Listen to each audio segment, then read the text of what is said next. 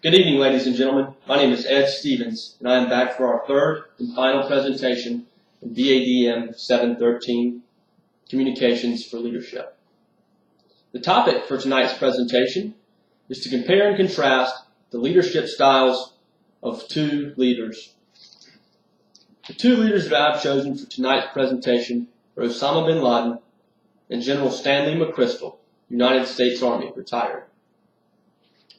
The framework for tonight's comparison will be based off of retired Major General Joseph Riley's book, Building Leaders the West Point Way, 10 principles from the nation's most powerful leadership lab. The comparison will evaluate the leader's ability to communicate the following principles to their subordinates. And for all intents and purposes of this presentation, I'll shorten these 10 principles into 5. So tonight we'll look at the following principles: duty, honor, faith, courage, and vision. General Franklin points out, first and foremost, that although communication is not presented as one of these principles, communication falls into every one of these principles, since what we're trying to do is communicate with our subordinates that we have faith, confidence, courage, perseverance. When you're communicating these things through all deeds, words, and body language. With that being said, we'll first examine duty.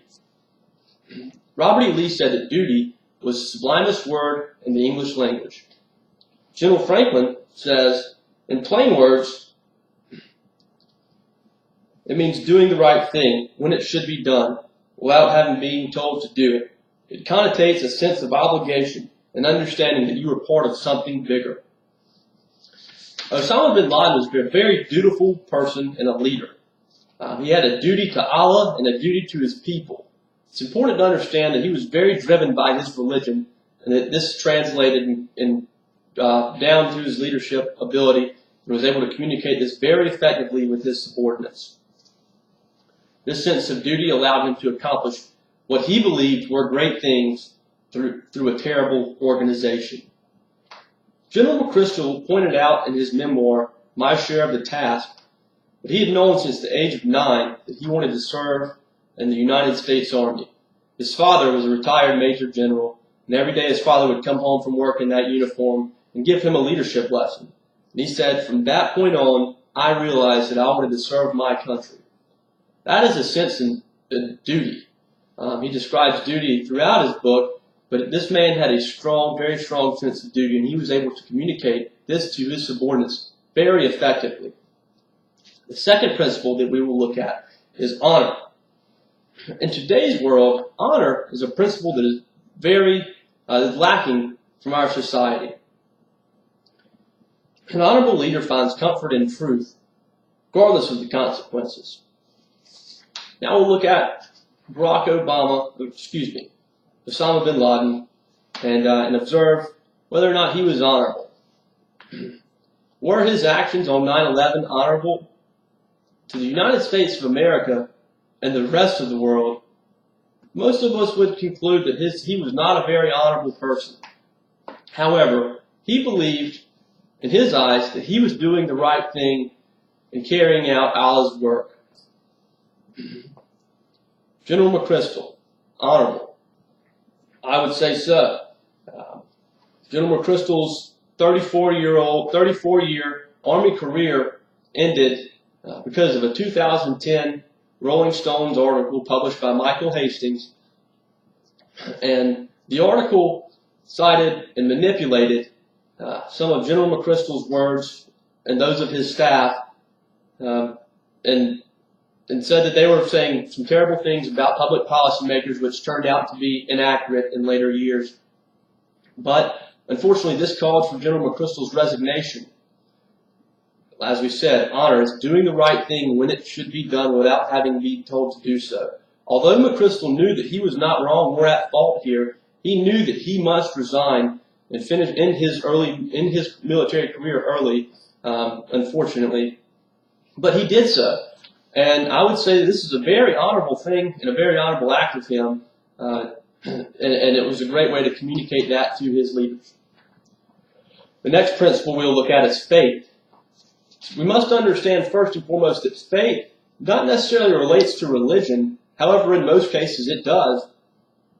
Faith is having faith in your subordinates, having faith in your upper leaders, and having faith in yourself. So, faith in relation to Osama bin Laden. He was a very religious person, as we pointed out earlier, and he was able to communicate his faith in Allah, in Islam, to his subordinates in a very effective way. And they were also able to receive that faith of Allah, and they were also practitioners of Islam. But most importantly, their common bond created a common bond in faith and religion, ultimately made them have faith in one another. General McChrystal, faithful. In an interview with Forbes magazine, General McChrystal described one of his biggest challenges when he took over the International Security Assistance Force in 2009 as a 4-star general. He said that the Afghan people had begun to lose faith in the American soldiers and their ability to control the projection of warfare. What they were referring to is we were dropping bombs and killing innocent civilians. And so he said, I've got to go over there and really change this culture and instill faith in the Islamic people. And he did so. He did so through a change of culture and the way the Army operated. He did that and changed the Army's training. And he was able to accomplish this task and instill faith in the Islamic people through his hard work and dedication. The next leadership trait we'll talk about is courage. Courage can be found in many shapes and sizes, but it's important to understand and point out that there is a difference between courage and reckless, foolish, or stubborn behavior, and the two are often confused. Osama bin Laden, was he courageous or not? In his eyes and in his people's eyes, he was a very courageous person, a very courageous leader. He was able to convey this to his subordinates in a very effective way. His actions on 9/11 and leading up to 9/11 were considered courageous by most Islamic practitioners or most Islamic radicalists. Unfortunately, in the end, Osama bin Laden was a coward. After 9/11, he hid from the United States and was unable to hold himself accountable for his actions, and didn't want to be held accountable by the American people. General McChrystal was a very courageous individual, and we'll relate back to this Rolling Stones article. He said, in concerns with the Rolling Stones article shortly after his retirement, regardless of how I judged the fairness and accuracy of the story, the responsibility was mine, and ultimately the effect was immediate and clear to me. This was cited from his memoir, My Share of the Task. So, this ability for General McChrystal to accept his resignation, or to present his resignation to President Obama, required a lot of courage on his behalf, and also in doing so he communicated this to his followers in a very effective way.